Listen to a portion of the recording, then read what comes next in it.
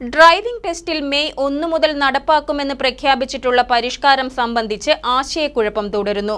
Ground ഉൾപ്പെടെയുള്ള അനുയോജ്യമായ സൗകര്യങ്ങൾ കോതമംഗലത്തും തയ്യാറാക്കിയിട്ടില്ല.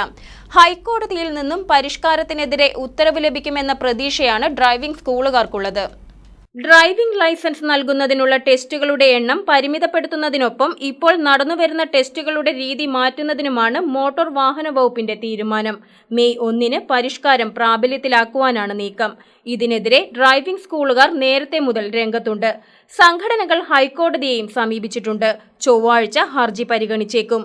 അനുകൂല ഉത്തരവുണ്ടാകുമെന്ന പ്രതീക്ഷയിലാണ് ഡ്രൈവിംഗ് സ്കൂളുകാർ. നിലവിൽ ഈ പുതിയ നിയമങ്ങൾ 1-ാം തീയതി മുതൽ പ്രാബല്യത്തിൽ വരുമെന്നാണ് പറഞ്ഞിരുന്നത്. പക്ഷേ അതിൻ്റെ കാര്യങ്ങളെന്ന് പറയുമ്പോൾ കേരളത്തിൽ ഒരു സ്ഥലത്തും അതിനുള്ള ഗ്രൗണ്ടോ കാര്യങ്ങളോ ഒന്നും വന്നിട്ടില്ല. അതിൻ്റെ ഫെസിലിറ്റികൾ ഒരു സ്ഥലത്തും ആയിട്ടില്ല. പിന്നെ പ്രത്യേകിച്ച് ഒരു കാര്യങ്ങൾ എങ്ങനെയാണ് വരുന്നതെന്നുള്ളതിനെക്കുറിച്ച് ഇപ്പോൾ ആർക്കും തന്നെ ഒരു ഐഡിയ ഇല്ലാത്തൊരവസ്ഥയിൽ നിൽക്കുകയാണ്. അതിന് പ്രാഥമികമായിട്ടുള്ള ആവശ്യമെന്ന് പറഞ്ഞാൽ ഗ്രൗണ്ട് സജ്ജമാക്കുക എന്നുള്ളതാണ്. ആ ഗ്രൗണ്ട് ഒരു സ്ഥലത്തും ആയിട്ടില്ല. അപ്പോൾ അതെന്തായാലും ഈ മാസത്തിൽ തുടങ്ങാനുള്ള സാധ്യതകൾ കുറവാണ്. ഇനി വരുന്ന കാര്യങ്ങൾ എങ്ങനെയാണെന്നുള്ളതിനെക്കുറിച്ച് പിന്നീട് നമുക്ക് കാത്തിരുന്ന് കാണാം. പരിഷ്കരിച്ച ടെസ്റ്റ് രീതി നടപ്പാക്കുന്നതിനാവശ്യമായ സൗകര്യങ്ങൾ മിക്കയിടത്തും ഇല്ലെന്നത് ഒരു പ്രശ്നമാണ്. ഇത് സംബന്ധിച്ച് ഉദ്യോഗസ്ഥർക്കും ആശയക്കുഴപ്പമുണ്ട്.